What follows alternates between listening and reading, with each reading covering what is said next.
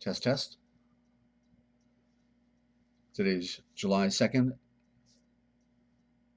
2018. Get ready for the Emergency broadcast system. The Forbidden History series, what they didn't want you to know, but we tell right here, because somebody's got to do it. Still time to call your friends, ladies and gentlemen. Never too late. Well, we're getting close, aren't we? Please note that the following views and the opinions expressed on this program are not necessarily the views nor the opinions of the Master Force Group, YouTube.com, Free America Radio Network, our sponsors, our partners, and MFG is a private society, and nothing here is ever to be construed as medical nor legal advice. And listen to the Forbidden History prime time 7 days a week right here on therealpublicradio.net, because hidden beneath the sands of time lies the greatest of all mysteries. It's the Forbidden History. Unearth for yourself the secret truths that lie hidden just beneath the surface below our feet. What is it that the powers that be do not want you or I to know? Come and journey with us as we explore and dare to know, because it's all right here, coming your way 7 days a week, twice a day at 8 p.m. Eastern Time and 9 a.m. every morning on therealpublicradio.net, Free America Radio Network. What they didn't want you to know, but we tell right here. You did call your friends? Stand by for the broadcast. Coming to you live from Studio Z at the Lighthouse in Central Ohio and Free America Radio Network in the land of dreams, enchantments, and nightmares. It's the Forbidden History series, The Words That Kill, the piracy of words, symbolism, you name it. We've got it right here, ladies and gentlemen, because somebody's got to do it, and that's just the kind of people we are on the Forbidden History series. And I'm your host, Desert Owl. Glad you tuned in. Thank you for the radio check, Lynn, and been keeping you in thoughts and prayers for your family. I know it's a tough world. It's a tough world for life and for people, and it's a never-ending saga that continues in this lower dimension that stemmed out of the higher dimension, and also welcome there, Love Matters. Good to have you. And it's easier to lie to people, ladies and gentlemen, than it is to convince them that they've been lied to. What kind of medication can we possibly give to our people, our friends, and say, here, take this, it's a red pill, come on, take it, you'll feel better, but they won't take, they'll take any kind of pill but the red pill. That's the only pill they don't want is reality. Just give me the fiction. I don't care how bad it is. I want the fiction, please. Okay, it's better. I love the fiction. Don't give me the truth. All right. Then I may have to do something. I may have to take responsibility for being in this world. I don't get it. I don't know. Who am I? Why am I here? That's it. Creating light is prayer. Lynn, I know you get it. In the law, and the law is the pure shelter, because the law is the thing that's man-made, but it's the pure shelter, the shelter of Yeshua. And if we want that shelter, we have to be in Yeshua. And so it's an awakening, and we've been shanghaied by criminals, given a false image of something that's far greater, and it's a long road. And I guess that's the good news in a way, that I love that 40 years in the wilderness, because otherwise I know I would be overdone, none qualified, so tell your friends, okay, if you will, and thank you, Love Matters. It's a tough world. Later on the program, we're going to be talking about, you see the image on the screen, right? Well, that's the chimera.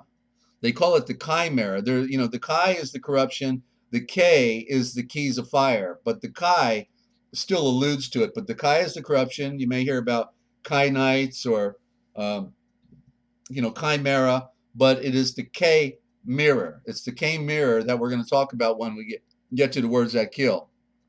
And And this image was discovered in an Etruscan tomb. Okay, it was discovered.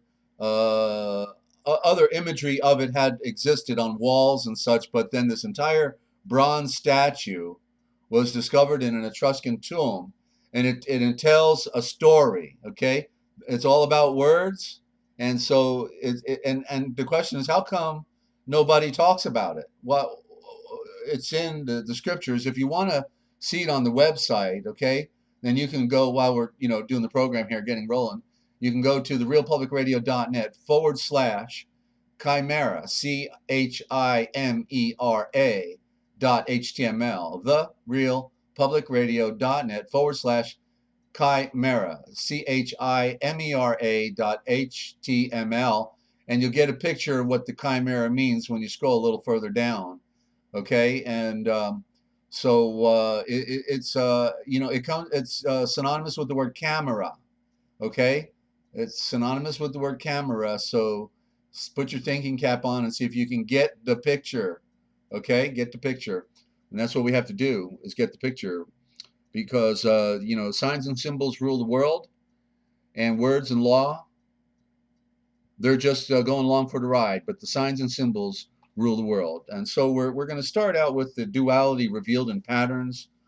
Again, ladies and gentlemen, I like starting the program because it's endless. The duality, it's all duality, right? It's hot and cold, up and down, light and dark, male, female, good and bad, sun and moon. It's all opposites that are bouncing off of each other, like a ping pong table, boing, boing, boing, boing, and so it's what makes the universe tick. The dichotomy, the opposites, the polarity, the North Pole, South Pole, is part of the great mystery of creation. It's amazing, negative, positive.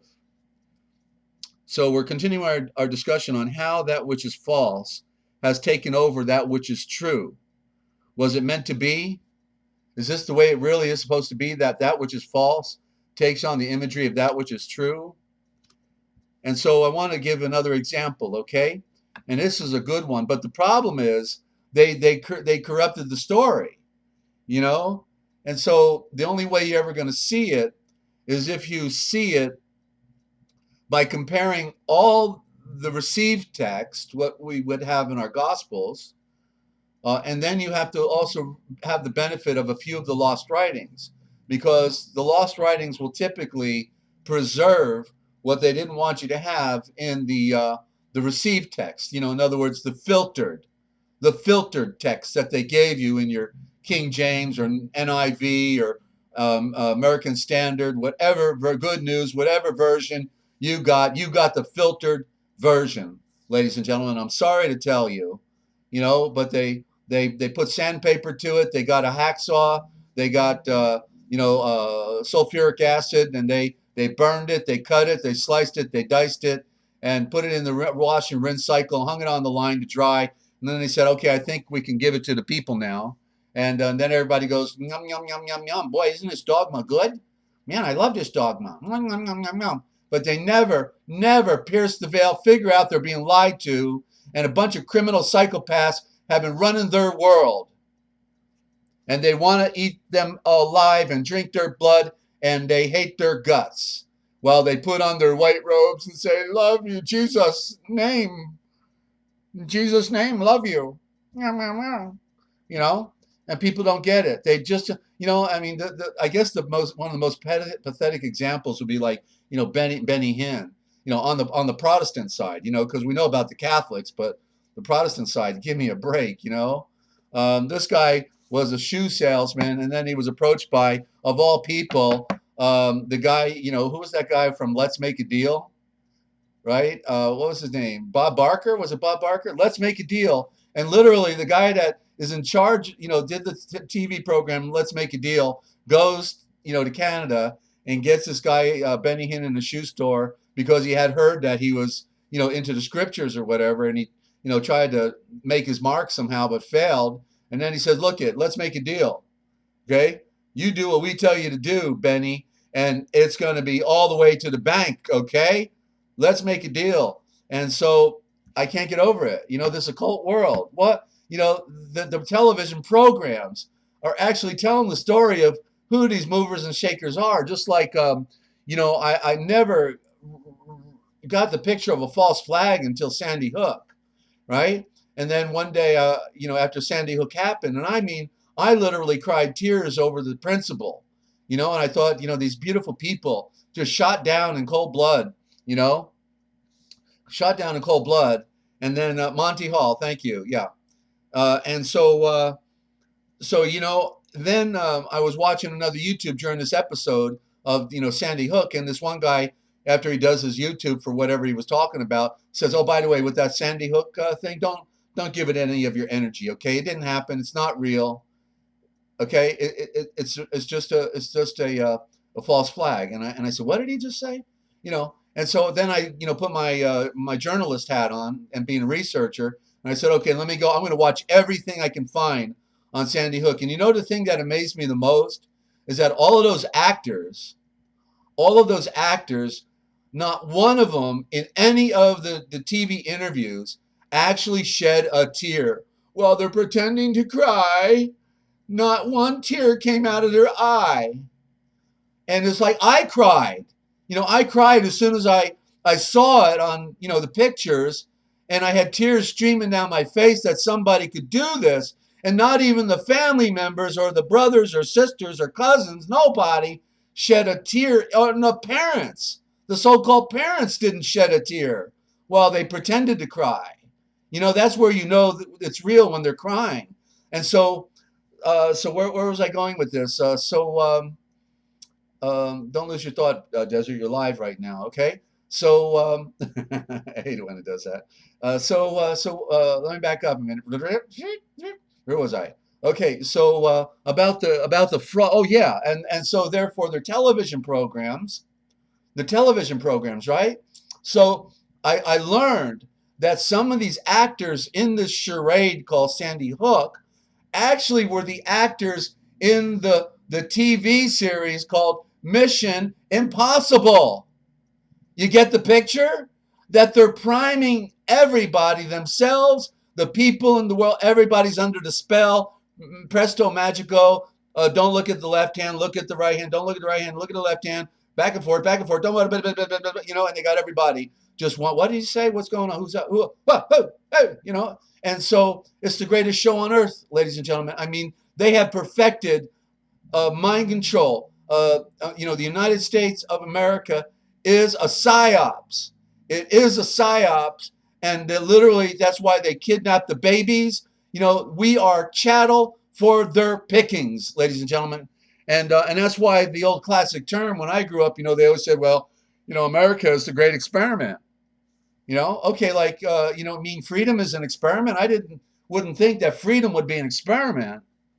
But yet, if we are an experiment, then maybe that's what they meant. That this whole charade with Francis Bacon's New Atlantis, right? And okay, Barb, laughing out loud. Hi, Desert, love you to death. You crack me up, brother. Okay, thank you very much for your thoughts. Can't stay long. Just wanted to stop by and say hello. I'm absolutely exhausted and my eyes are toast. Yeah, and you better stay out of that sun, Barb. I saw those pictures you're getting.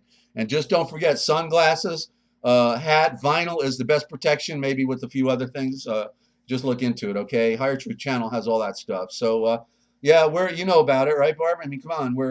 You're taking pictures of what's about to happen. We know that everything else is diversion. The only thing that matters is what's up there, because what's up there is coming down here, And why are they spraying those guys? Because they've been wanting to cover it. And I've been watching aerosol spraying for over 20 years now.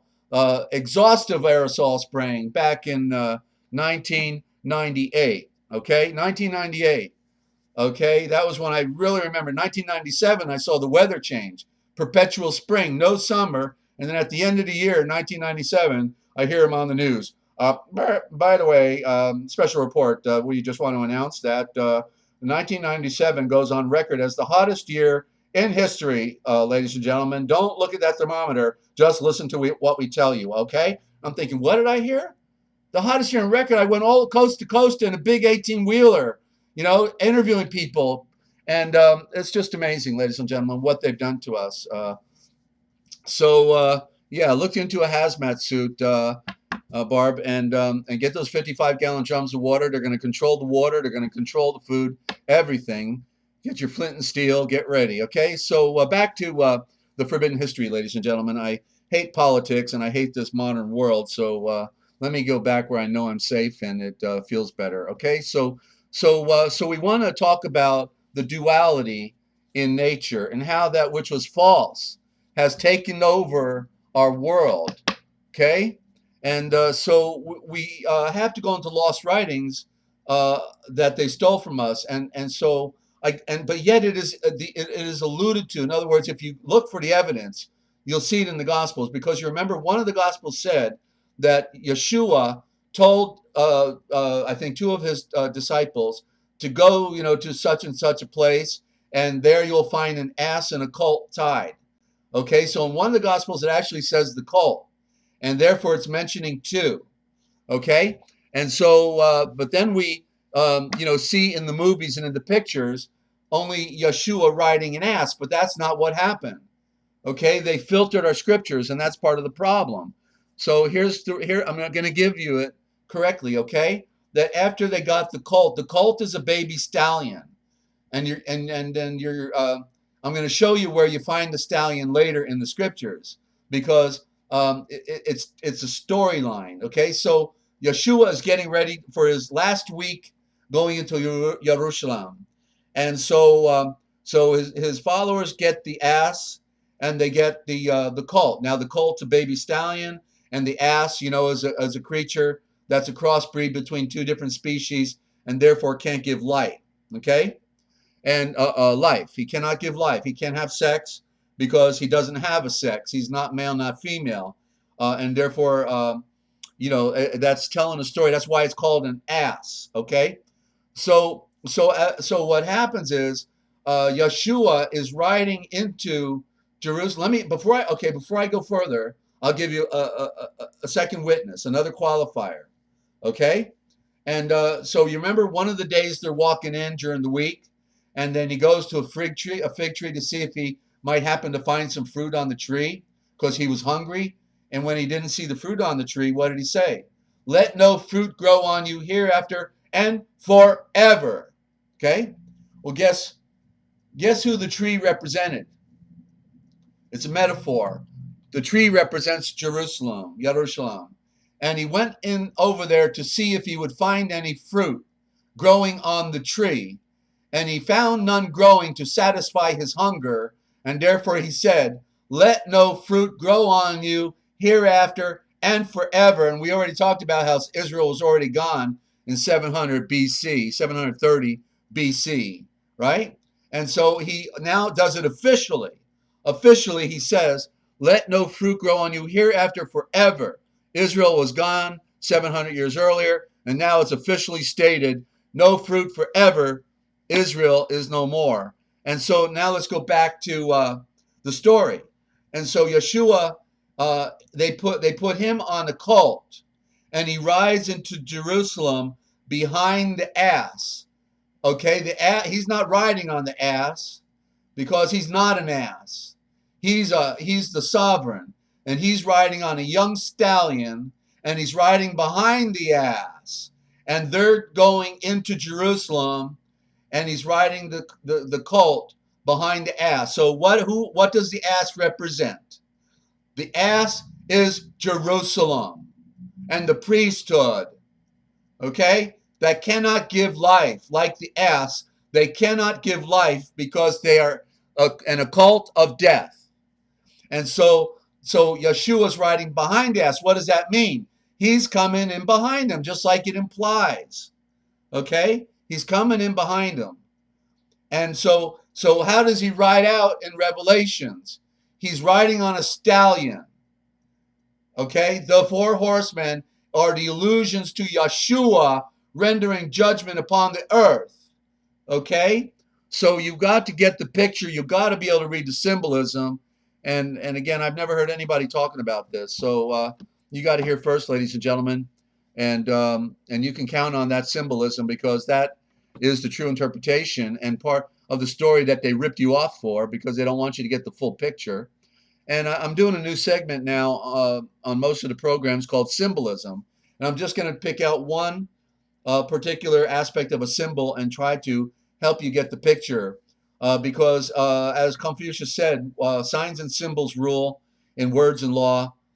They come, they're following behind because it's about symbolism and the signs. So sun, earth, and moon are the prime symbols. Sun, earth, and moon. The stars would be secondary, but the prime symbols, sun, earth, and moon, because you can't have life on earth without the sun and the moon, and they all go together. I love that propaganda by David Icke, that the moon was made by aliens. Okay, you give me a break. Then what? You can't have life without the moon. You can't have life without the sun. You can't have life without the planet. This is the bridal chamber that we heard about in scriptures. The earth is the bridal chamber where sun and moon are making love, but yet then we get David Icke saying, well, the moon was made by aliens. No, it wasn't. It was made by Yahweh and the great Elohim, the one who made the universe, made the moon. David, I'm sorry. I had a friend who was a friend of David Icke's, and I talked to him on the phone once or twice, and I knew there was something wrong because he says a lot of good stuff. Then all of a sudden, he's talking about the Queen of England turns into a lizard, and that aliens made the moon, and you see that's how they get you. They get you some really good stuff, it's true all about the New World Order and all this stuff, but then all of a sudden they throw these curveballs in with it, and then I finally find out. I knew there was something wrong. I didn't know what it was. Then one day I find out. I knew he was in media. And the fact that he was in media all of his life is a little bit of a tip-off. But basically, then I learned just within the past year that David Icke's real last name is Rockefeller. David Rockefeller. Okay? So take that one to the bank, ladies and gentlemen, because it is the grand illusion. And I learned in the so-called patriot movement that all of the leaders, and I don't want to name names, I'm telling you, know who the leader is? They're working for the other side, okay? Because they control everything. And when I first got into the freedom movement, then I actually had a retired intelligence officer doing work for my publishing business at the time. And I didn't, my wife talked to him most of the time. I didn't. But when I figured out something was wrong, I called him and I said, hey, Bill, what's going on? And he clued me in on stuff. I was blown away by his background. He was there at the Bay of Pigs invasion, Navy photojournalist, in the DIA, Defense Intelligence Agency. Then he became voice of mission control for 2 years. And he knew the Apollo 5 astronauts who were burned alive, murdered because they wanted to go public about the piece of garbage tin can operation of NASA, so he just, filled me in with an earful, and I got him to do, material for my organizations. And, but he had an interesting saying. He said, any group bigger than three people has been infiltrated. Okay? So go think about it, because it's a charade. And that's why they got their trolls and their agents and their double troubles and their sellouts, and the Talmudic Zionists that think you're scum of the earth. They're all working overtime to make sure that the charade continues. They got to keep the charade going. And what really, really iced it for me was when I learned that, the Apollo or the Challenger, accident, Challenger go with throttle up. The word Challenger itself was a metaphor for the challenge that they're facing to deceive all of mankind, and that the teacher, the black-skinned man, the Oriental, the other woman, Resnick, all of the different kinds of people from all the faces of the continents on this ship and its Challenger, and that Reagan is the actor. Reagan's an actor. And that ultimately I learned, a few years ago that when they say Challenger, go with throttle up, which means in 1986 that they were moving to the next level of the game. And it was the year that Reagan was told to put a bouquet of roses on the graves of SS stormtroopers, saying they were victims of the war too. Challenger, go with throttle up, was a metaphor for let's go into the next phase now, babe, before 2001, and that all those astronauts that supposedly died on Challenger never were on the rocket, and that was another false flag staged event to see if they could deceive the people. And and Resnick goes to law university, and they all get other jobs somewhere. I just don't know how they get away with it, but they do. And ultimately, the truth comes out, ladies and gentlemen. It is absolutely astounding. So the prime symbols uh, of our universe, which symbolizes the prime tree of life, are sun, earth, and moon. And it wasn't aliens that made the moon. It was Yahweh, who is the great Elohim of who made the universe, who is also Yeshua. Oh, that's why all power belongs to him. And it is the prime tree. And then we could talk about Orion's belt. Orion's belt also has 3 stars in it. And so being a belt, it means that the 3 hold everything together. And that's why in the axiom of nature, they say everything happens in 3s. Sun, earth, and moon, the 3 stars in Orion's belt. And nature will not, Elohim will not let us forget that there is a power beyond the natural that is telling us a story about our origin and about our creation, and doesn't want us to forget about the supernatural realm. Okay, it's a great mystery. So the other day when I went into the I think it was yesterday, Judas Iscariot, and I was talking about the name, being Judah the Issachari patriot. It wasn't his last name. It was actually a title of the patriot group that he belonged to. Nobody seems to tell us that. How come those $100,000 a year preachers don't ever tell us this, right? And you got to get it from a guy who can't afford an automobile, and got a bunch of people surrounding him wanting to kill him. I don't understand it, but no, I do actually. So I didn't quite, cap it off because, my head spins every now and then when I'm talking, and I didn't take you to the scripture. I should have done that because then it gives you a little more evidence and picture of what's going on. So let's go to look up the word Issachar. Okay, I'm going to go in there and we're going to look up Issachar. So let me go there. Hang on. Okay, so the reason they were called the Issachari had Judas was the sellout, right? It's interesting that the patriot is the one that sold out Yeshua. He wasn't a spiritualist, and I think he might have been a Levitical priest. I gotta go back and read my scriptures again in the lost writings, because I think it's pretty clear he was also a scribe, but he was a sellout, and therefore the Issachari, therefore a patriot movement. And here's the meaning of the word Issachar. When Yaakov is on his deathbed, then he mentions the name of all of his sons, and he gives a description of their character within the essence of their title. And so Issachar, he says, Issachar is a mighty man couching by the highways.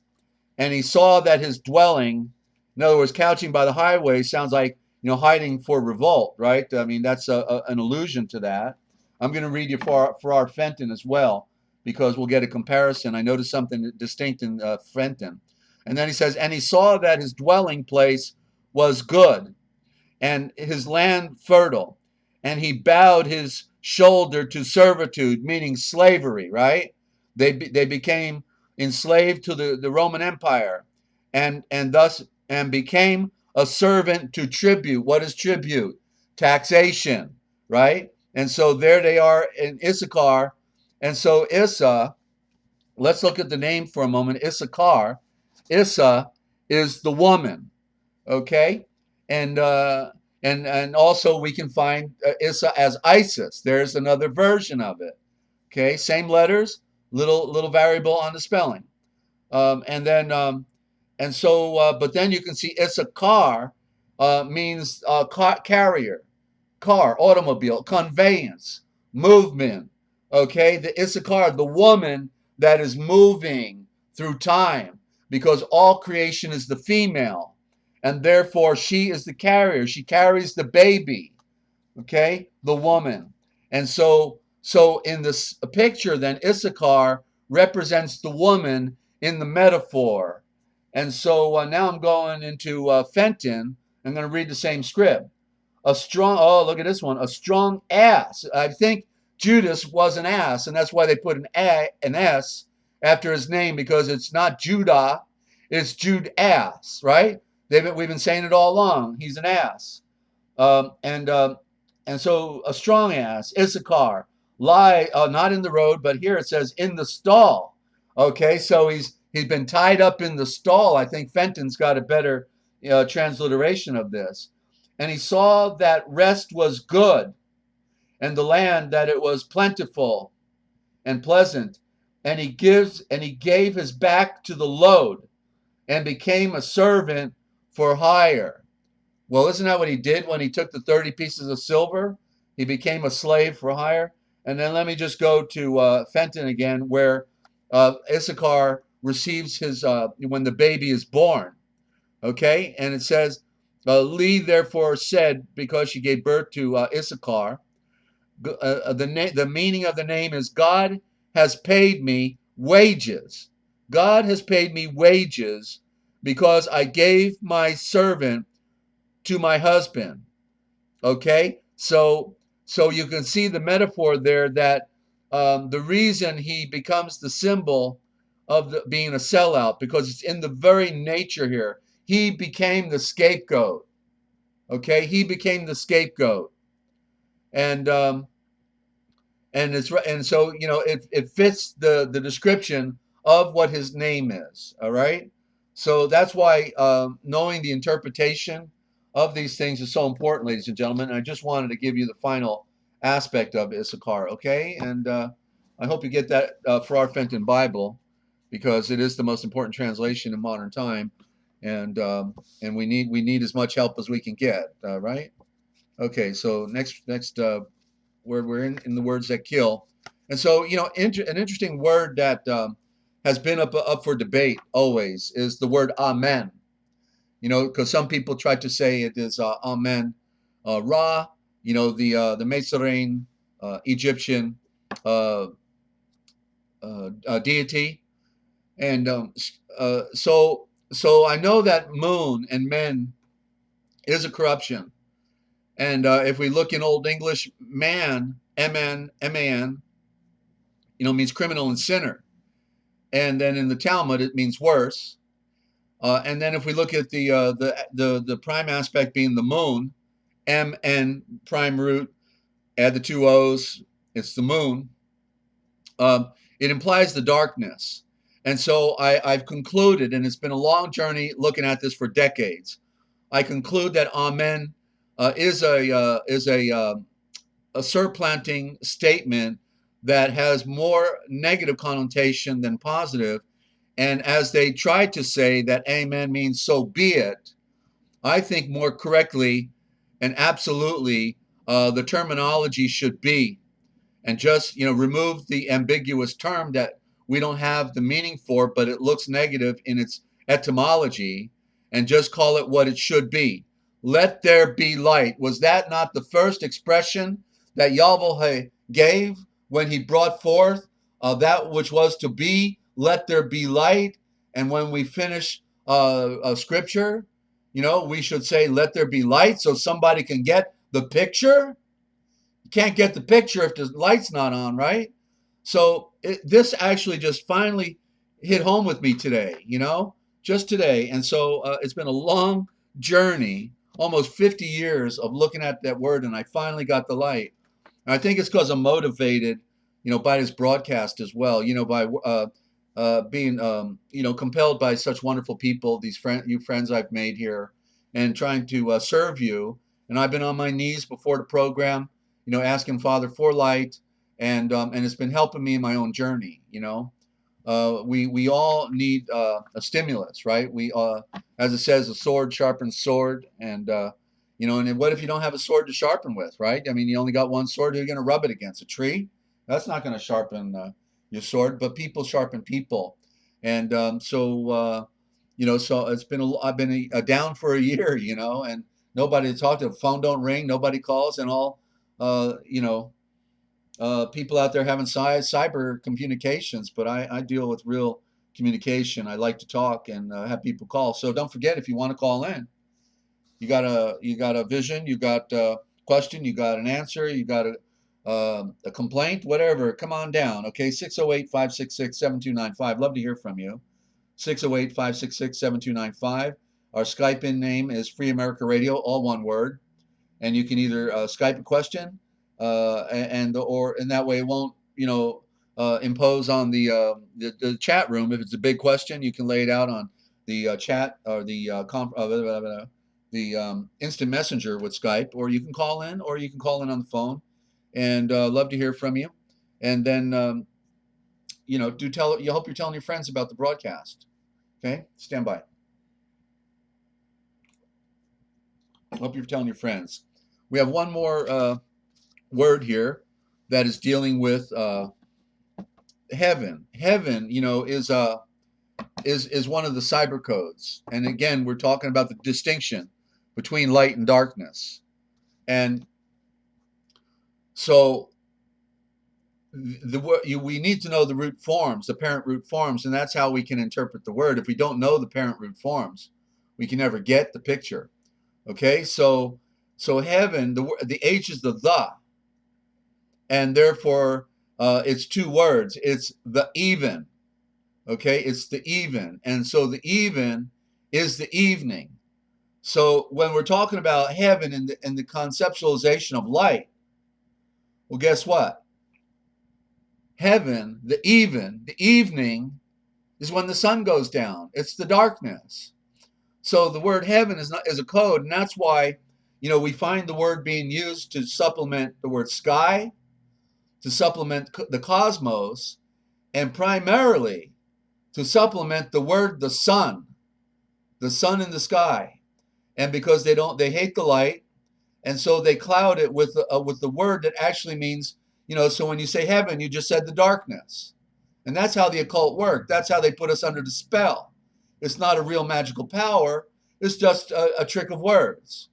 Okay, so be set free, ladies and gentlemen. So the truest spelling, if we want to get to the idea that heaven was supposed to convey, then it would be in the Germanic, Scandinavian, probably, I guess that might be High German, Yvonne, and it's spelled Yvonna.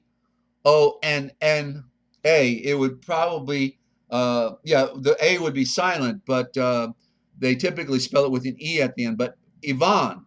And so you see the prime roots, YV, which are the prime letters of the tetragrammaton of Yahweh being YHVH. Okay? YHVH. So Yvonne implies the one. That's the prime root in there is one, with the Y and the V at the beginning. Von also means born of. So literally, in this instance, Yvonne, YVONN, silent A, literally means born of the light of the one. So Yvonne in that instance is a power word, but heaven is a negative code. Okay? So when you're reading the context or the pretext, you want to see if you can't tell if it's in reference to the sky, or to the cosmos, or to the sun, or even sometimes sun, earth, and moon, all three, the primary tree. Okay, so that's how they play tricks on us, ladies and gentlemen. It is the grand illusion, and we need to be set free by becoming a scholar and knowing words ourselves. Okay, the shavors in the beginning is the shavor, not was the shavor, is the shavor. And if you want to find the beginning, point up in the sky towards the sun, because that's where it all came from, the light. And so let's look at that picture now on the screen called the chimera. Okay, and let me just make an adjustment here. Okay, so the chimera, and coming up next, right after the presentation on the chimera, is the what may be the final segment of how the Watchers fell. Okay, and want to welcome any of our new listeners to the broadcast. I hope you're finding this interesting. I know that unless you're a deep study, you may have difficulty following where I'm going. The idea is to go back to my primary broadcast and follow it forward, because all of this has been in a linear presentation. And if you just jump in the middle, it's like you're going to say, where did Desert get this stuff? Or, where's he coming from? Because, Maximus, who was the Caesar that we saw in the movie Gladiator, around, give or take, about 300 some odd years in after AD. Okay, and so he was a philosopher, king, and he had a profound quote. He says that in the future, so he obviously knew something. In the future, people are going to have to be bilingual. Okay, that was a profound statement. But the truth is, today, you've got to be trilingual. Okay, you need to know the legal diction, or you're going to prison, you're going to jail, whether you like it or not. And if you get an attorney, well, you just admitted you're a slave. And a client. Client means non compos mentis, not mentally competent. So if you become a client of an attorney, apparently you're not competent to do your own business, and therefore they'll take care of you, and you can be sure he'll take you for all the money you got, and then you go to jail anyway. And then he'll say, well, maybe if you give me another $10,000, maybe I'll be able to help you, this time. So anyway, where was I going with that? The illusions. Where was I? Anyway, let's go to Chimera, shall we? Look at the image, okay? I don't know if you've seen that image before. I would venture to gather it's possible you didn't, because it's not like they put this right out there for all of us to get the picture, okay? But we're going to get the picture here. Let me get my scriptures. And again, I have it on the website. If you go to therealpublicradio.net / Chimera, CHIMAERA.html, you'll be able to see it. Therealpublicradio.net / Chimera, CHIME. Oh, I spelled it wrong. I'm sorry. CHIMERA. Therealpublicradio.net, CHIMERA.html. Okay, so there it is. And okay, my screen is clicking now. I wonder what's going on with that. Come on, don't fail on me. Give me an audio check if you can. My screen is spinning, and I don't know why it's doing that.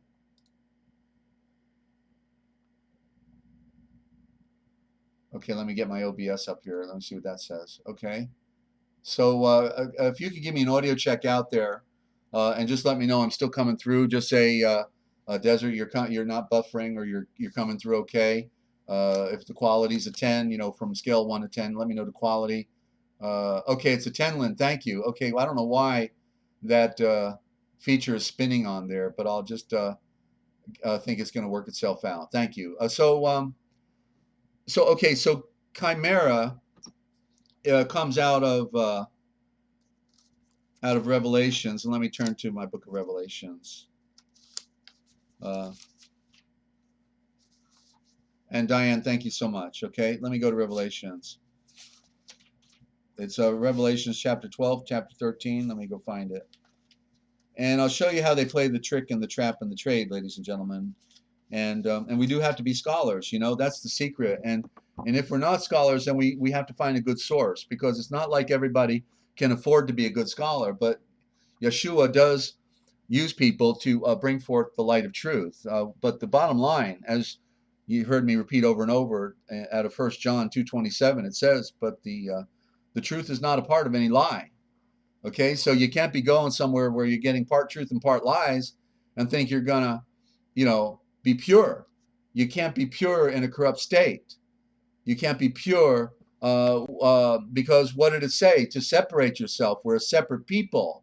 And he says to put on the white robe that is not spotted. Okay, but so that's the great mystery, because he came to create a new people. Okay, not like the people of the world, but like people of the sun, people of light. Okay, so here it is. Okay, I think I found it in chapter 13, verse 4 of Revelations. Wait a minute, where's the description? Okay, backing up. Okay, verse 2. Okay, and I'm reading Lamsa, so Lamsa reads a little different than the King James. I think I want to get my classic King James because most people are used to it. Hang on a minute.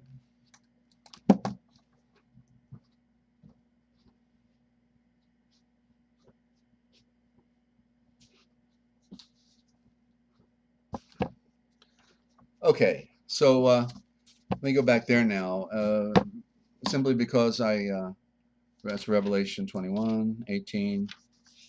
Are we having fun yet, ladies and gentlemen? I mean, I got to tell you, you're compelling me to bring it all out. I'm doing the shotgun effect. I've never have given out more stuff. I don't know, the right word for it, stuff. Expose. This is a lifetime of discovery. In the last 10 days, literally, I don't think anybody in history has ever given out more of the revealed truth, because it is revealed. Okay, and like I was saying, so if you can't be a scholar, then the important part is that you know where to go to get the truth, because Yeshua always throughout all time has always given his truth to somebody. He always has. There's never been a time when he didn't, but it's a rare thing, and that's why he says that even though many seek to enter in, only few. What a an amazing dichotomy of that only few are going to be saved out of millions of people. Come on, that's rough, or billions of people. So it's a tragedy. It's a tragedy, so we've got to become as much as possible attuned, scholared, and and only focused on one purpose in life, and that's to serve the great light of Yeshua, and to make sure our calling and election sure, because if we don't, then we could miss the mark. Okay, so in the King James, it says in chapter 13, verse 2, and the beast which I saw. Now look at the beast while I'm reading. Okay, you look at the picture, I'll read. That's called the chimera. And by the way, the chimera literally means the mirror with the keys. Okay, it's the mirror, meaning it's an image, it's a reflection of something that is esoteric, and it is meant to be interpreted.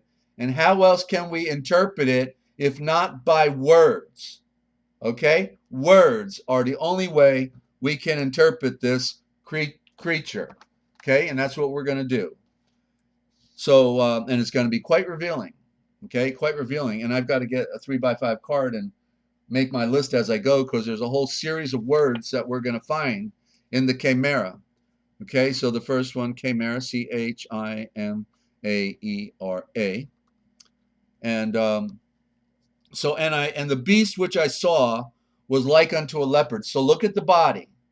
The body is sleek, like a leopard, not like the head of the lion that it represents, because we know a lion, an African lion, has a big body, but this is a leopard, and the leopard had the spotted skin. And if you think about it, when you watch the movies, that from the Pharaoh to Nebuchadnezzar, to those also in Greece, the satellite kings, and then the Kaiser in Rome, Caesar, all wore the leopard skin, and it was spotted. And so, in a sense, the spots, they represent the stars of the sky, but we know the negative sense is that it means when you're spotted, you're corrupted. So there's a double play in that, but it's interesting that they always wanted to wear the leopard skin, and so it had the body of a leopard, and so the body is the main part, spotted, and his feet. Now this is where to lie. This is where to lying. Okay, look at the feet. It says, and the feet were like the feet of a bear. Did that look like the feet of a bear? No, it's the feet of a dog. Because it's the feet, those are the dogs do the bidding of their master.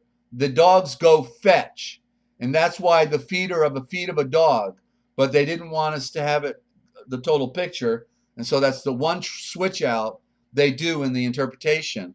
The feet of the dogs are the priests and the Freemasons, and Bubba and his 6-pack of beer and his little handout that he gets when he does his master's bidding in the secret societies. Okay, and so the feet of a dog, and his mouth is the mouth of a lion, so you can see it's a lion.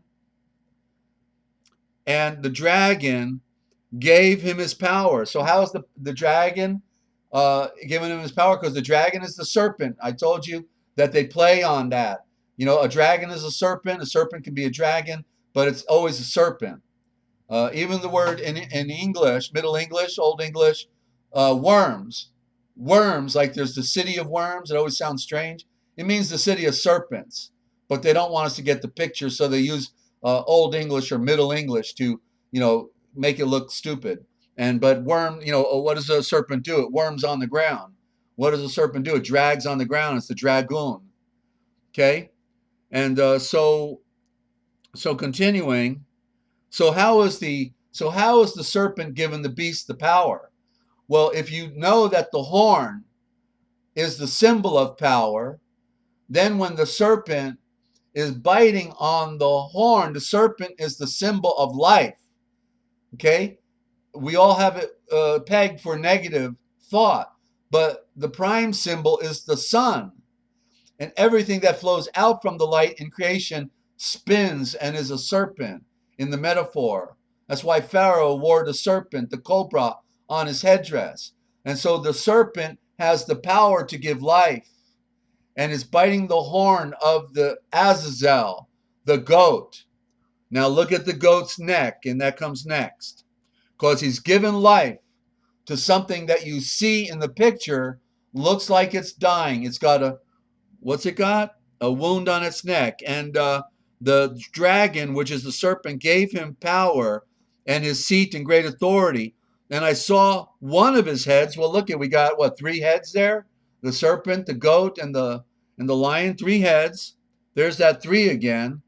Maybe it does symbol. So yeah, sun and moon and earth. Yeah, it could symbolize sun, earth, and moon. The lion would be the sun. The serpent would be the moon, and the earth would be the scapegoat, because is not the earth the scapegoat when it says that many seek to enter in, but only few are going to be saved? And verse 3, it says, I saw one of his heads as it were wounded unto death, and his deadly wound was healed. How was it healed? By the serpent biting on the horn in the symbolism, because he's given power, given life back to the Azazel. And that's what the occult does. The occult keeps bringing up civilizations, taking down civilizations, bringing up the next Caesar, taking down the next Caesar, next Caesar, next Caesar. I mean, it's generational, right? There's no end to them because it's a cycle. And if you don't play the game, they'll take you down. They'll get the next Caesar. Okay? And they worship the dragon, the serpent. They worship the serpent, a serpent cult. They got to change the name to dragon because they don't want you to get the picture. It's a serpent cult.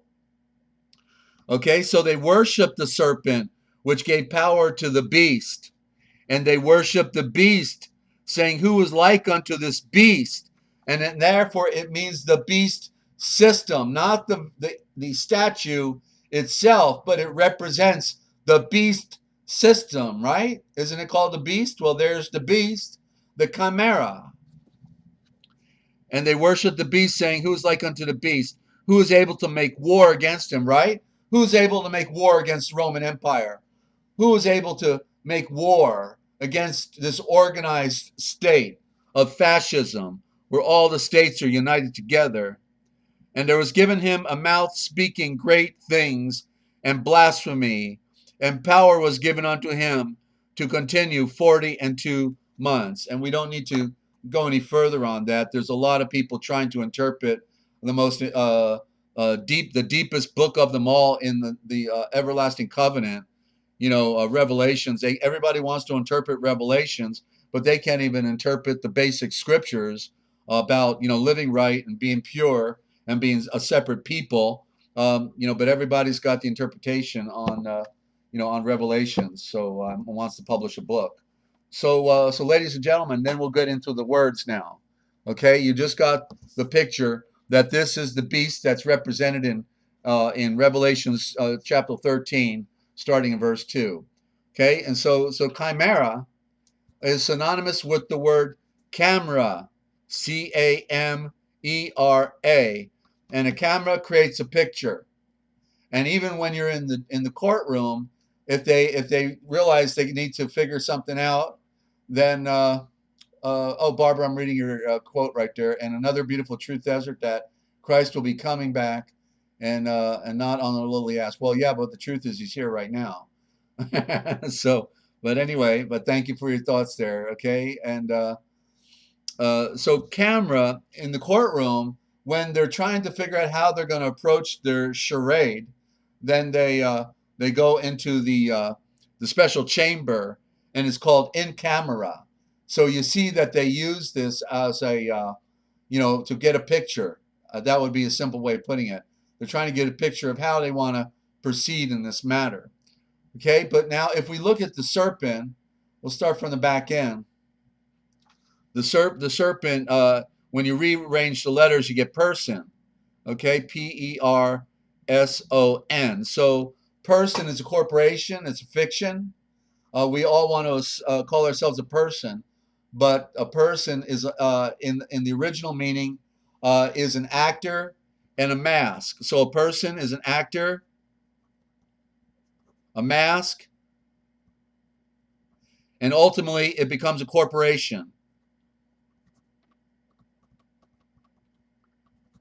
Okay, and that's the person. Okay, and it literally means a shield before the sun. Okay, so it's actually so in the sense of Pershan, it means for the sun, but it's a shield, and therefore it creates a mask, because you can't see somebody when they're behind it. Okay, and I hope we're still streaming, because I notice that thing is still spinning. I don't know why it's doing that. Okay, so continuing. So the goat. Okay, let's now spell. Oh, by the way, you see on the back of the leopard, on the leopard's body, you see also another thing that's not being mentioned, and it's the scales. You see, it looks like fish scales on the back, and that's that's the best I can describe that. It's not being defined in the scripture, but to me it looks like the back of a fish, and therefore it also then deals with the sea. And that's why in Babylon they literally wear that fish uniform. They actually have a fish cloak that they put on, but it really is representing the serpent. So it's the duality. They give you one symbol, but it really means something else. So let's look at the goat for a moment, okay? And the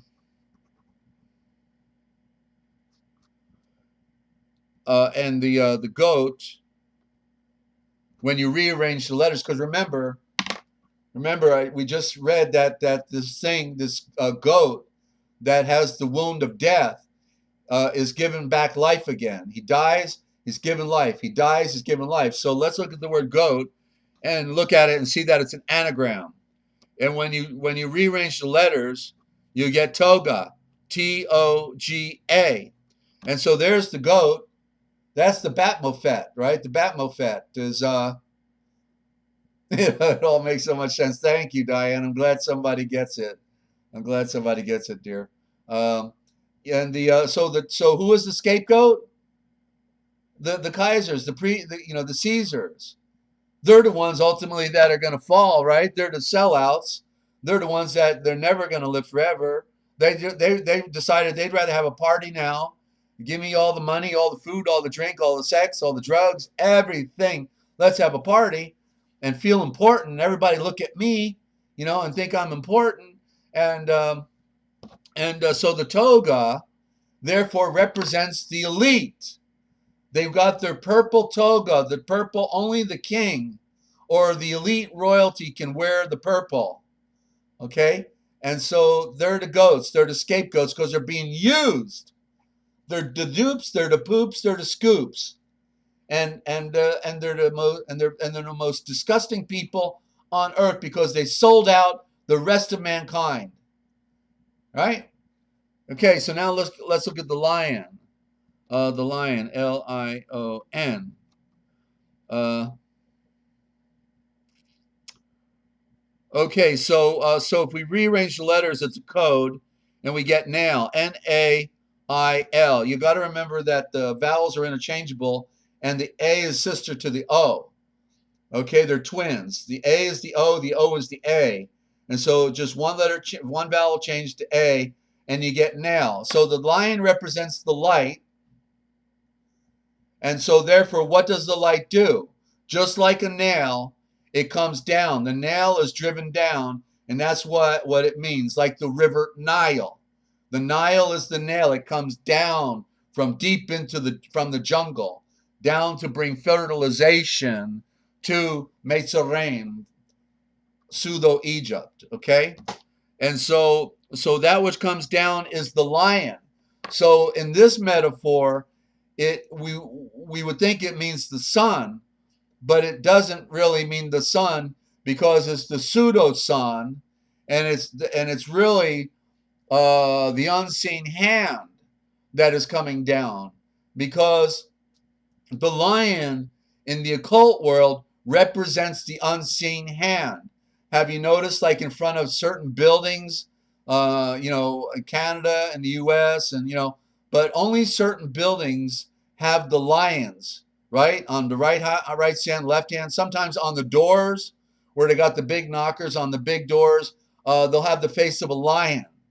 Okay, so the lion is the prime symbol of the ultimate illuminated, just like Pat Robertson was given the lion's paw on Time Magazine, Mr. Illuminati himself, the lion's paw on Time Magazine, showing he was a secret agent of the Illuminatis. And so the lion, then, that which comes down, what is the lion? The mother star in the east, India, the Aryan Hindu Brahmin priesthood from the beginning of recorded history, the lion that comes down. And so that's why in the secret societies, in the woman's secret society, they call them the Eastern Star. Okay, and that's why Adonai backwards, which is not the original word in the sacred scriptures. They took it out, and they took out Yahweh and they put in Adonai, and Adonai backwards is India. That's the lion. That's the lion that'll bite your head off if you don't do your job, slave. Okay, everything comes out from the unseen hand of the ancient Aryan Brahmin priesthood. The world is run by priesthoods and religions, and the priests that used to be on the very first ships, which we would call Egyptian, but they were the Mitzrayim. On the ship, they always had the priest, and the first priest to ride upon the high seas, unlike we see later on in Europe when it was always the Catholic priest, right? The Catholic priest always went for the ride, and he was the power broker. He's the boss. The captain of the ship's just doing his job, getting a paycheck. But the religion's running the world. And so the very first priest that used to ride the ships was the Hindu priest, okay? The Hindu. Because the Aryan Brahmin priesthood were the first ones to set up the global civilizations of the pyramid cultures all around the world. So the lion will nail you. The lion will pounce on you and tear out your throat if you don't use your throat to say what he tells you to say, slave. Okay? And so let's go to the leopard. Let me just look at it. Leopard. I just want to see what I see in that. Well, okay, just to give you an example how they play their tricks, they say one of the star systems is Leo, right? One of the constellations is Leo. Well, look at it. It's an abbreviation, isn't it? It's an abbreviation for leopard. See, they abbreviated the word, like I've been saying. They just take off part. You don't get it. You think Leo's a lion. Leo's a leopard. That's the body. The body is spotted with the darkness, and it's sleek and it moves fast. Okay, and so what do we got? Then we got dogs. Okay, at the bottom on the feet, the dogs Do the bidding, and what is good dogs backwards? God, God, which is the high priest of the Baal tradition of the Vatican, and it is the Papa. He calls himself the Father, but he really represents the Mother, Lucifer, and the woman with the blindfold on while she's got the balances in her hand. Do you want a woman with a blindfold on doling out your pay in a set of balances and she can't see? No, that's called blind justice because she's blind as a bat. She can't see. She can't see. She's ruining the world. She can't, if she can't see, she can't care when she's murdering children and raping children. She's got no eyeballs. She's got no feelings, no senses. And there's your chimera, ladies and gentlemen. Isn't it a wonderful world? And this was discovered in a tomb in Tuscany, in Italy, of the ancient Etruscans. And they were the wealthy. They were basically the power brokers that were running the show in the Mediterranean while the Phoenicians were in the heyday. They were the elite. And then they suddenly mysteriously disappear, and they say we don't know what happened to them, and the writings are gone. We don't have any of their writings, but they became the Venetians. The Phoenicians became the Venetian culture, and then and then that's where, after they annihilated all the red-headed spotted children of Cain that proliferated all of Europe, then out of the Phoenician culture came the elite that migrated into Europe, that set up the phony foreign states called France, Spain, Portugal, Germany, Prussia, Russia, Scandinavia, which would be Sweden, and whatever they called them at the time. They continued to evolve, but they drew lines in the sand, and then the priesthood manipulated each of their different alphabets, changed the letter P to a V to an F, the switch out. I had a dictionary for every nation in Europe. Okay, I compared them all and saw the tricks they played. Okay, it's a shell game. None of these, nations of Europe are original. Nor are they natural, like from the grassroots. They were fabricated to create the new world order of the day. Okay, and then what? Because and you can prove it out by knowing that all the royal families are interrelated, interbred. They're the elite, and so the word castle. Because what did they do when they moved in? The first thing they do, they built their castles. Well, it's not a building. It's about who is in it. Who's in that building of stone, and they are the caste of the L, the caste of the Illuminati, the caste of the enlightened ones, who they also call themselves Gnostics, okay, and nobles. And they're full of bull when they say they got no bull. They're full of bull, and they're the the lords, whatever you want to call them. And you see, so you got the forbidden history, ladies and gentlemen. This is one of the most basic elements of how the game was played, and I'm sure you didn't hear it anywhere else, because I don't hear anybody spelling it out the way it is like this. Okay, there's a lot of good researchers. I'm not taking away from anybody. I'm just saying that nobody gets the picture, ladies and gentlemen. And on the Jesuits, we got Eric John Phelps and Bill Hughes. They're the best, and I listen to them, and I don't try to pretend that I'm the expert on the Jesuits. Okay, but I'm just giving you the forbidden history and what they didn't want you to know, but we tell right here because somebody's got to do it. It's the missing link. I'm just bringing one of the elements that nobody else is talking about. It's a thick wick, the story of our past. What part do you want to talk about? It's so big, we could never cover it all, And Martha is saying up there in above Ontario, my jaw has hit the floor again. Thank you. Okay, Martha, pick it up now. Pick that jaw off the floor.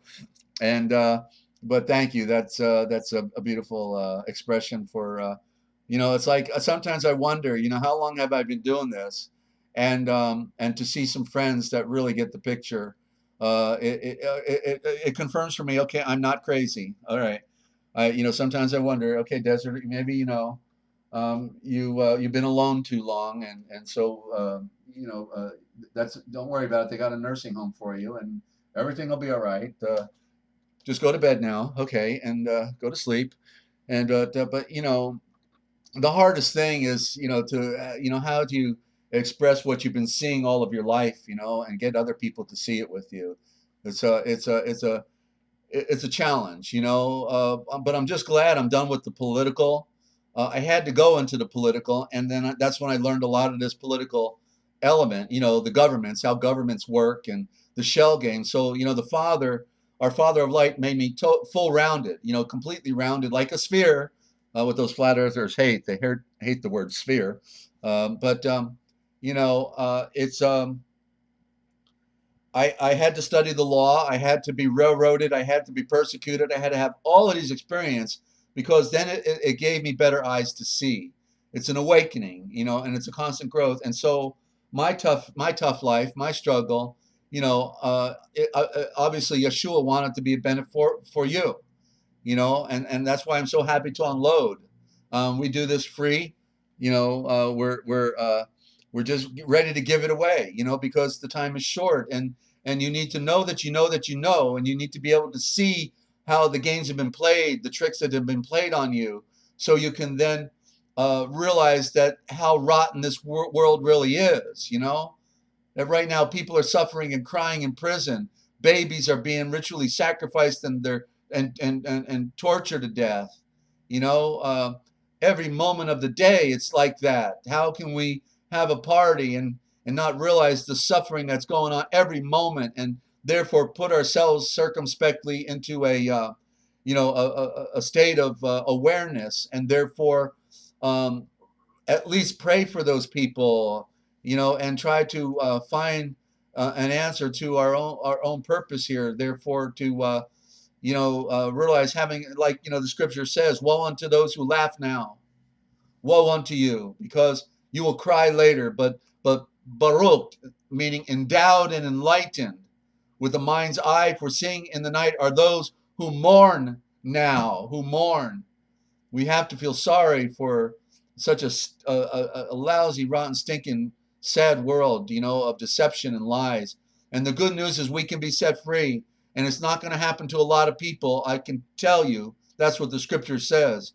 And so it will be a miracle to be saved. That means dying to this world, rising from the dead in Yeshua, when he said, "Lazar, come forth, ray of light." That's what he said, ray of light, come forth from the grave of this world and come out. Okay, that's separate. That's not of the world.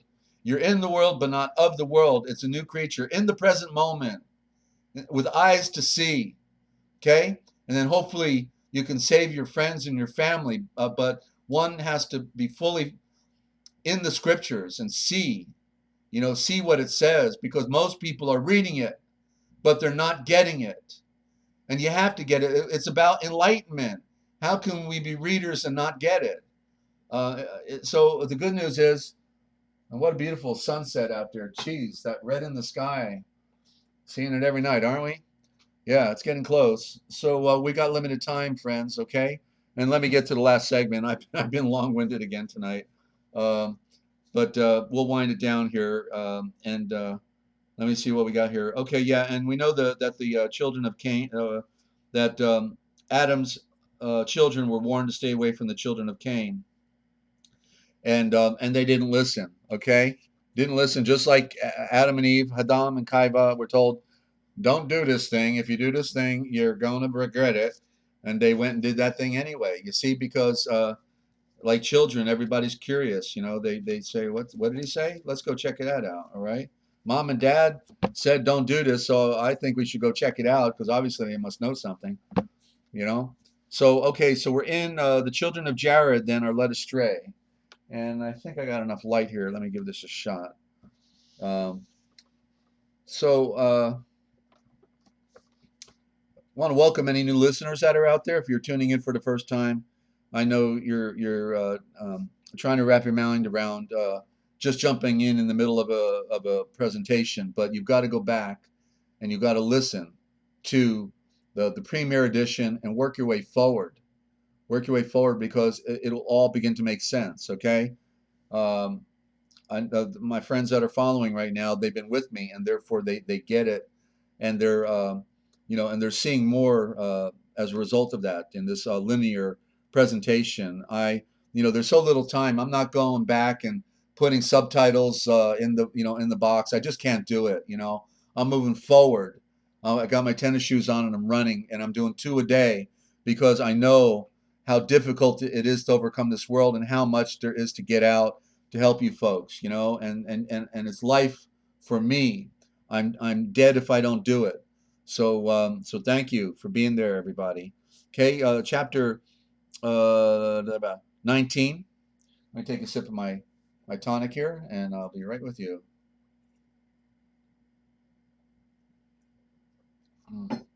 All right. So then the great Elohim revealed to Jared. And by the way, you can still call in. Okay, it's okay. Don't worry about interrupting. We'd be glad to hear from you.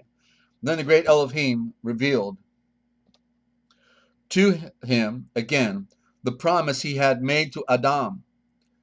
He explained to him the 5,500 years and revealed unto him the mystery of his coming upon the earth. Okay, so from the time Adam fell would be 5,500 years to the time the Mashiach comes. And so in other words, like in the scriptures it says, and he would cut the time short, because 6,000 would represent creation. 6 represents creation, and that's the 6 is a symbol of the Fibonacci, right? So being that it's 5,500, it's symbolic of cutting that time short. So if we add on after the Mashiach, after Christ, as it said, it was the end of the world. Go look in, Hebrews chapter 9, verse 26, where I read it. It said the end of the world. Okay, and means the end of an age, but it was an end of the association of mankind with Yahweh, because now you have to go through Yeshua. But if we add on the 2,000 words since then, so we can pinpoint that Adam and Keva, Adam and Eve, came to earth, came out of Eden, the throne of the sun, the atom, and came to earth into the garden approximately 7,500 years ago, but still allow for the potential that something happens in history that alters our time, right? It could have been an alteration in the last 2,000 years. We don't know. We weren't there, So the time back to Hadam and Kaiva could be even further, 8,000 years or even 10,000 years. I think that would be a fair range to look at it in, because there's a lot of illusions when people are controlling our information, and our history and our past. So continuing on here, and revealed unto him the mystery of his coming upon the earth. That's Yeshua, the great Elohim, is coming to earth at the end to save mankind, at the end of the world, as it even indicated in Enoch. And the great Elohim said to Jared, as to that fire which you have taken from the altar to light the lamp withal, let it stay with you to give light to the bodies, and let it not come out of the cave until the body of Adam comes out of it. But true and perfect Jared, be careful of the fire, that it does not, that it burns bright in the lamp. Neither should you go out again of the cave until you receive an order through a vision, and not in an apparition when seen by you, a false apparition, we should say. Then command again your people not to hold intercourse with the children of Cain, and not learn their ways. For I am the great Elohim, who does not love hatred, and does not like the work of inequity, imbalance, iniquity, inequity. The great Elohim gave also many other instructions to Jared, and endowed and enlightened him, And see, that's what you need to ask for, friends, okay? And that's what I ask for continually, is an endowment further, a further endowment, a further enlightenment. And boy, I can't get over that sky. Let me just take a moment here. Hang on. It's supremely red, more so than it ever is. It's really quite a spectacle over the horizon over there, over the mountains. So we need to ask. He says, ask and you will receive. All right. We don't ask for material things. We ask for enlightenment. We ask for confirmation of the things that we are already seeing. You know, is desert telling, telling it straight, Father, show me, in the scripture, is desert, off his rocker here? Is he, been drinking too much fluoride, or has he got something straight here with this presentation? Okay, because you need to prove it out. You have to see and read it for yourself. I'm just a messenger, but I'm not here to convince you. I'm only putting it on the table, sharing it with you, what is important to me, what I have seen almost all of my life, and it continually to unfold. Okay? I get persecuted for this. I don't get paid for it. I haven't been able to afford with this ministry an automobile since my divorce in 1996. I think was the last time I owned an automobile. Okay, I went through persecution in West Virginia, and and my life has never been the same. But I figured rather than get into truck driving, doing 600 miles a day and never going home, I'd rather get behind a microphone and try to figure out how to develop the ministry to help other people comprehend the problems that we're facing today within our world. And that's when I was a political activist and did health programs as well. But ultimately, then everything was pointing to this, our spirituality. But I had myself to get over as well. The hurdle of self and the weakness of the flesh and the desire to want to just die because nobody seems to care. What's the point? What's the point in knowing all this stuff when nobody cares? You know, been quite a journey, ladies and gentlemen, and I know your journey's been quite a journey too. But we're all in this together, and we can know the truth. We can know that we know that we know, and it has nothing to do with belief, because belief means I think so, or if we look at the Latin, it means to give little credit to something. Okay, we can know. I don't believe anything. I deal with knowing. I know that it's possible to know. There's nothing hidden that cannot be seen. There is nothing in secret that cannot be revealed. It is meant to be known in this cosmos. He uses the enemy at their game. He uses them. Okay? They're the scapegoat. They're the ones who are not going, but they're here for our benefit. We can steal the golden apples from them, as it says in the mythology, and take those golden apples and live forever. Okay? That's the great mystery. That's the beauty behind it unfolding in your eyes. Let me continue. And then commanded again his people not to hold intercourse with the children of Cain, and not to learn their ways. For I am the great Elohim who does not love hatred, and nor the works of iniquity. And the great Elohim also gave many other instructions to Jared, and endowed and enlightened him, and then withdrew his shavor, his burning sword, from him. And then Jared drew near with his offspring and took some fire and came down to the cave and lighted the lamp before the body of Adam. And he gave his people instructions as the great Elohim had told him to do. This sign happened to Jared, at the end of his 450th year, as did also many other wonders. We do not record, but we record only this one for shortness' sake, and in order that not to lengthen our narrative. And Jared continued to teach, to seed plant in his seed 80 years, but after that they began to transgress.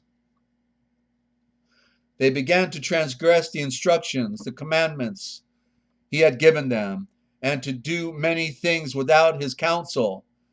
They began to go down from the only true, anointed, pure mountain, one after another, and to mix and with the children of Cain in foul fellowship. Okay? So you get in the picture? These were Aryans. These were men.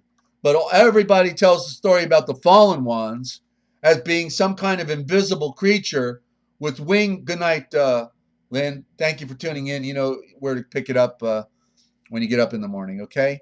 And so thank you for your audio check tonight and for being there.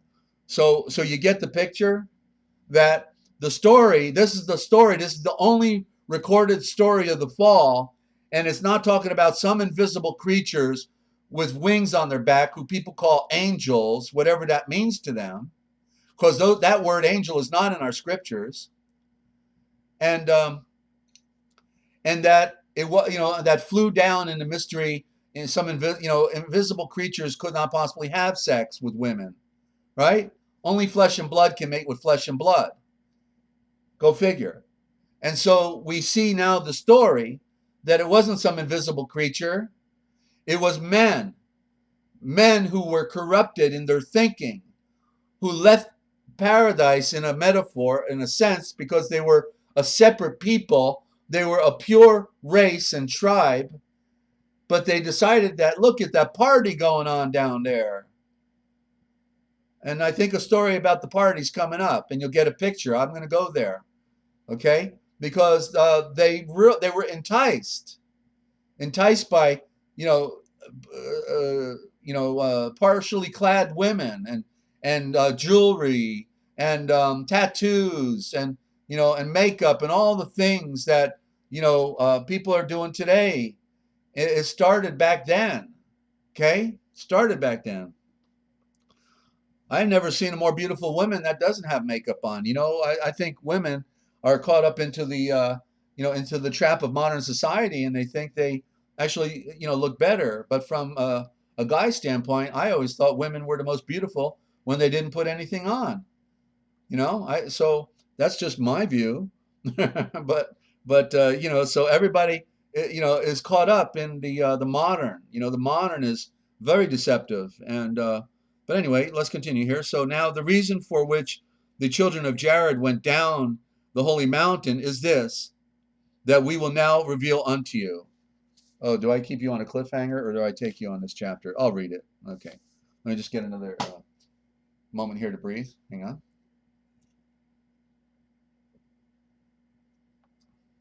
Still time for a call. You don't ever call. That's the problem. I'd love to hear from you. Uh, I know we have a very modest audience and not a lot of listeners, and that's okay. Because I'm absolutely dedicated to my wonderful friends here that come on every day and are trying to make sense out of this all. I'm not here for a prestige or for having a 500,000 subscription or something like that. It'll never happen. Never happen. Okay, this is meant for the few who can hear what they've never heard before. Because again, the phony Christianity is the lazy man's salvation, and it will never bring life. It's so profound. The truth is so profound, and the separation is so exacting with and it's in the scriptures. Okay, it's not like you can't know it. But one has to then get on their knees, focus, deny themselves many of the pleasures that life is offering, because there's no time left. No time left, okay? Only time to get a connection with the one who loves you more than anybody else. He loves you. He knows you better than you know yourself, and he wants you to come home. And he's doing everything to help you. And I hope you're paying attention. So chapter 20. After Cain, I think I'm going to close my window here. Hang on. Stand by. Beautiful sky. I can't get over it. I wish it were a real sky. Hang on.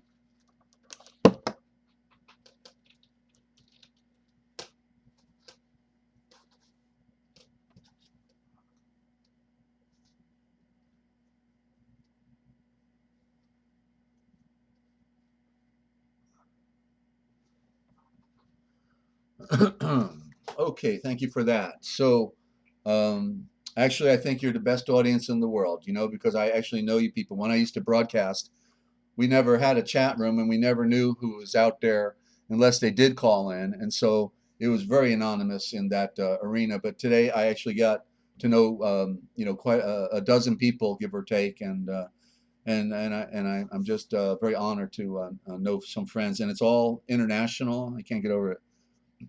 Chapter 20. After Cain had gone down to the land of dark soil, and his offspring had multiplied therein, there was one of them whose name was Genom, son of Lamech, the blind, who slew Cain.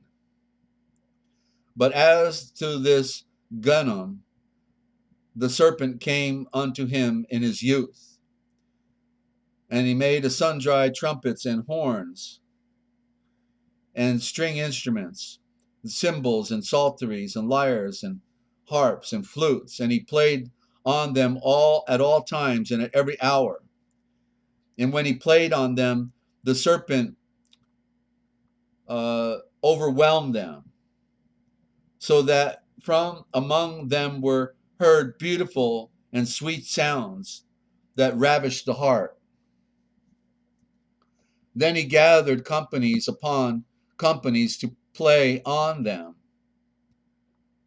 And when they played, it pleased well the seed of Cain, who inflamed themselves with the closing of their eyes among themselves and burnt as with fire.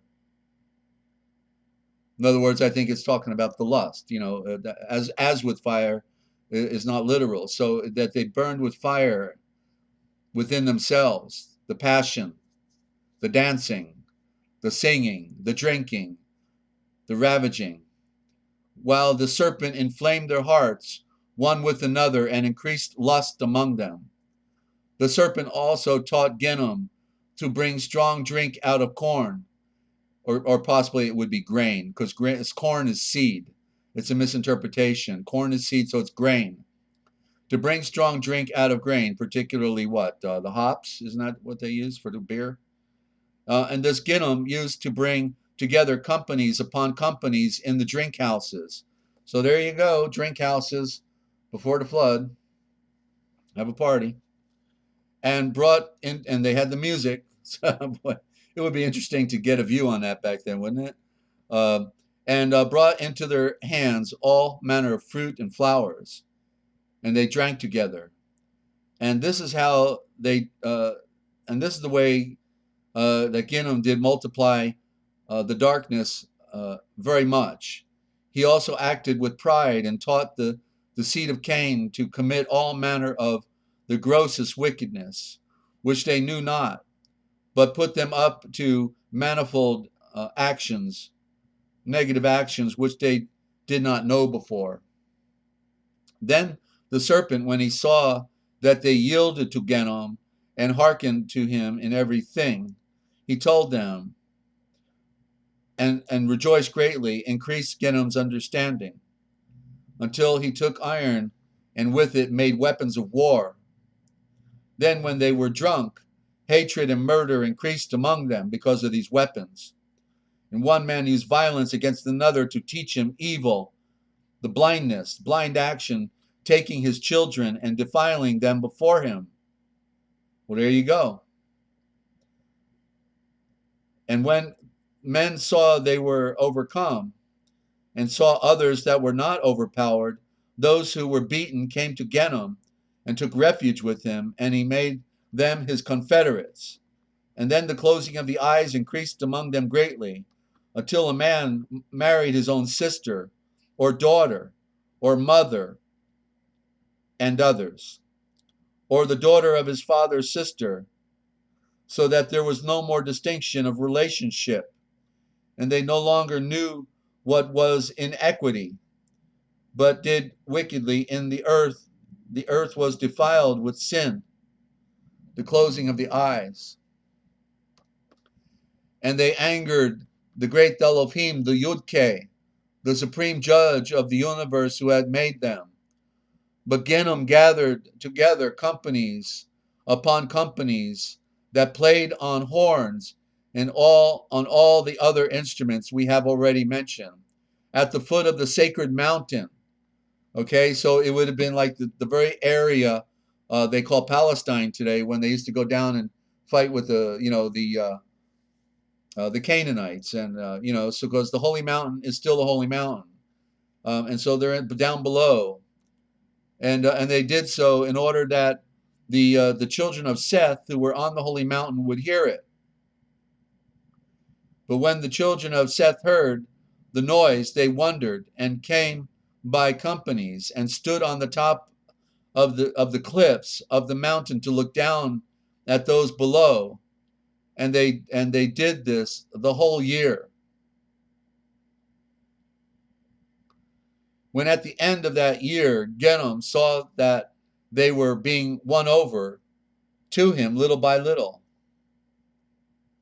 the serpent entered into him, or it would be more appropriate, the serpent overpowered him, because remember, the serpent is the ego in the flesh.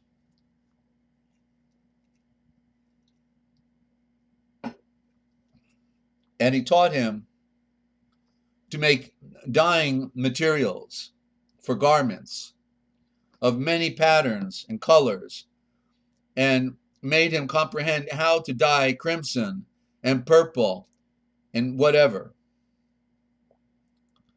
And the sons of Cain, who worked all this and shone in beauty and gorgeous apparel, gathered together at the foot of the mountain in great pomp and splendor, with horns and gorgeous dresses and horse races, committing all manner of abominations. Meanwhile, the seed of Seth, who were on the sacred mountain, created light and raised up in the creation the great Elohim, in the place of the only true stars of the royal messengers who had fallen. In other words, to make up for them. They were more fervent. And for this reason, the great Elohim called them royal messengers, because the eye stood up in the light over them greatly. He was lifted up by these people, the dedicated. But after this, they no longer kept his instructions, nor held by the promise he had made to their fathers, but they relaxed from their fasting and from their creating light and from the counsel of Jared, their father. And they kept on gathering together on the top of the mountain to look down upon the children of Cain from morning until evening, and upon what they did, upon their beautiful dresses and ornaments. I guess we could say they were falling under the spell, ladies and gentlemen, because they were trying to put the hex on them. And then the seed of Cain looked up from below and saw the seed of Seth standing in assembly on the top of the mountain, and they called to them to come down to them. But the children of Seth said to them from above, "We don't know the way." Then Genom, the son of Lamech, heard them say they did not know the way, and he meditated within himself how he might bring them down. And the adversary appeared to him by night, saying, "There is a way for them to come down from the mountain on which they live. But when they come tomorrow, say to them, come over to the western side of the mountain, and there you will find the way of a stream of water that comes down to the foot of the mountain, between the two hills. Come down that way to us." And then when it was day, Genom blew the horns and beat the drums below the mountain, as he often did. And the seed of Seth heard it and came as they used to do. And then Genom said to them from down below, "Go to the western side of the mountain, and there you'll find the way to come down." But when the seed of Seth heard these shavors, the words from him, they went back into the cave of Jared to tell him all that they had heard. And then when Jared heard it, he was grieved, for he knew that they would transgress his counsel. After this, 100 men of the seed of Seth gathered together and said among themselves, "Come, let us go down to the seed of Cain and see what they are doing, and enjoy ourselves with them." But when Jared heard this of the 100 men, his very soul was moved, and his heart was grieved. And then he rose up with his great fervor, and stood in the center of them, and adjured them by the blood of Abel, the just, "Do not let one of you go down from this holy mountain, this pure mountain, in which our fathers have ordered us to live." But when Jared saw that they did not receive his words, he said to them, "My true and perfect seed, an innocent and pure seed, know that when once you go down from this mountain, this sacred mountain, the great Elohim will not allow you to return to it again." He again adjured them, saying, "I adjure you by the death of our father Adam, and by the blood of Abel, of Sheth, of Enosh, of Canaan, and of Mahalalel, to hearken to me, to listen, and not to go down from the sacred mountain. For the moment you leave it, you will be reft of life and of mercy, and you will no longer be called the seed of the sun, but the seed of darkness." But they would not listen to his words. Enoch at that time was already grown up, and in his zeal for the great Elohim and Yahweh, he rose and breathed and said, "Give me your ear, the mother's eye. True and perfect and complete you are, you sons of Seth, small and great. When you transgress the instructions of our fathers and go down from this pure mountain, you will not come up here again forever." But they rose up against Enoch and would not listen to his burning swords of fire, his shavors, his words, but went down from the sacred mountain. And when they looked at the daughters of Cain, and at their beautiful figures, and at their hands and their feet dyed with tattoos and colors, they were tattooed in ornaments on their faces, and the fire of sin was kindled within them. And then the serpent made them look most beautiful before the sons of Seth. And as he also made the sons of Seth appear of the fairest in the eyes of the daughters of Cain, so that the daughters of Cain lusted after the sons of Seth, like ravenous beasts, and the sons of Seth after the daughters of Cain went after them until they committed abomination with them. But after they had thus fallen into the defilement, they returned by the way they had come and tried to go up the pure mountain, but they could not, because the stones of that pure mountain were of a fire flashing before them, by reason of which they could not go back up again. And the great Elohim was angry with them and rebreathed of them, because they had come down from the radiant light and had thereby lost or forsaken their own purity or innocence, and were fallen into the defilement of having closed their eyes.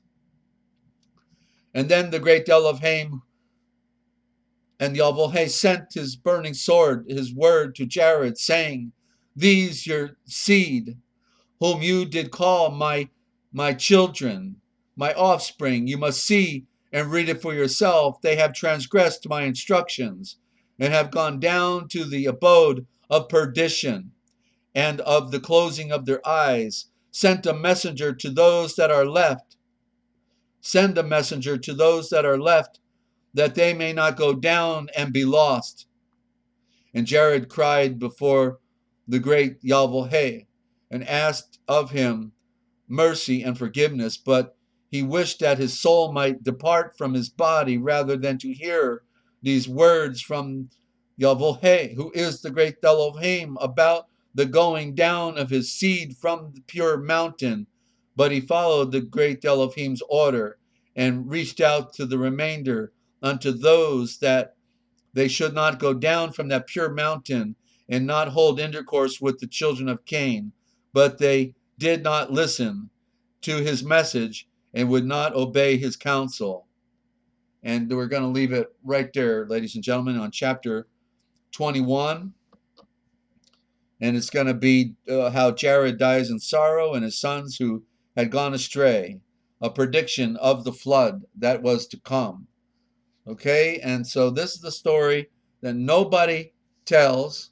They all want you to think it was invisible angels, whatever that means to them, with wings on their back, and were enticed by women, you know, and it was men. You can see the stories right here. No interpretation required. It was the ones who were separate, the separate people of Yahweh and the great Elohim, and they sold out. They were sellouts, just like the Freemasons today. Nothing new under the sun. Sellouts of mankind, have no interest in anything good or anything right, and it's a great tragedy, ladies and gentlemen. It's the saga of mankind. These were the ones that fell right here, that then organized because they had such great knowledge that came to them from their father Hadam, who was with Yeshua in the Eden, in the Adam, for all the time that he created on earth, all of civilization, and he knew how everything in the cosmos operated, the free energy, the cycles of life, the patterns of the stars and of the sun and moon to predict eclipses, and of the cross breeding of plants and animals. Thank you, Diane. Glad to have you stop in. I know it's late over where you're at in the UK. So peace and love, and thank you for tuning in. Okay, and we'll see you again next time. And so yes, it's the greatest show on earth.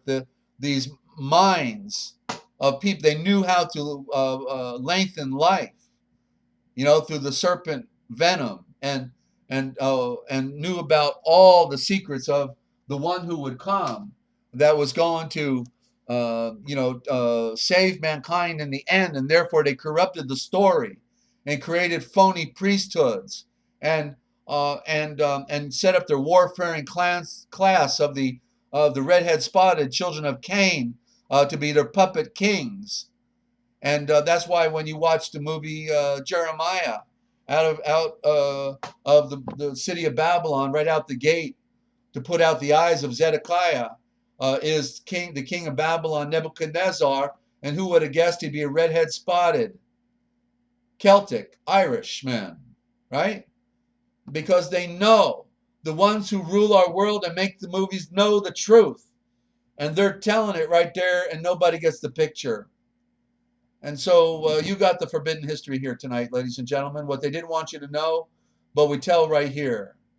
And you can support the broadcast if you have a mind to by requesting any of our documents that we share. It's the Real Da Vinci Code Etymological Dictionary, or the Book of Wisdom, the original Thought Translation Project, and the original Gospel, the project that we're working on. You get samples. What's made so far, what we have so far, any of those documents for any size donation. And if you don't have the funny money, it's okay. We'll get it to you anyway, all right? Because we have to. We received it freely, and we would give it away freely.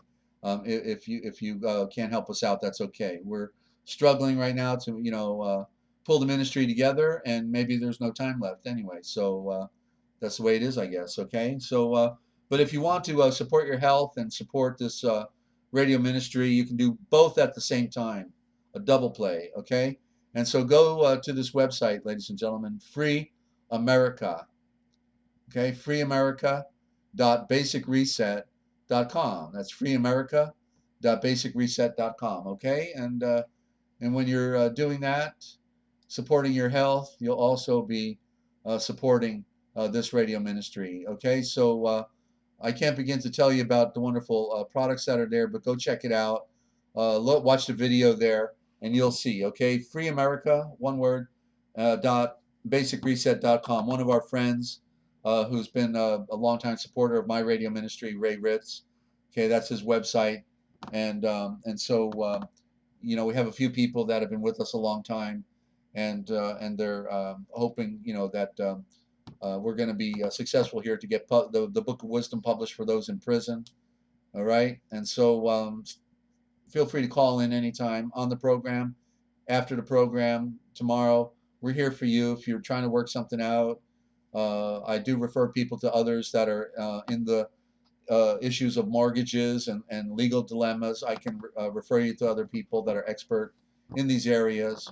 Okay, so in fact, that just reminded me. I think I need to start bringing on Mickey Paletta because he's helping save people's homes with the mortgage issue, and I need to do some of that. So let me work on that, and we'll also bring on some wonderful friends that I have that can also help our friends on Earth right now while there's time left. All right. So you got it here. It's a wrap. I want to thank you for tuning in. Hope you're telling your friends, and then just don't forget, ladies and gentlemen, if you want to know the future, then just look for the forbidden history. It's what they didn't want you to know that we tell right here. I'm your host, Desert Owl, thanking you for tuning in, and we'll look for you tomorrow morning at 9 a.m. and then tomorrow evening again, 8 p.m. Eastern Time on the RealPublicRadio.net, Free America Radio Network. We'll see you.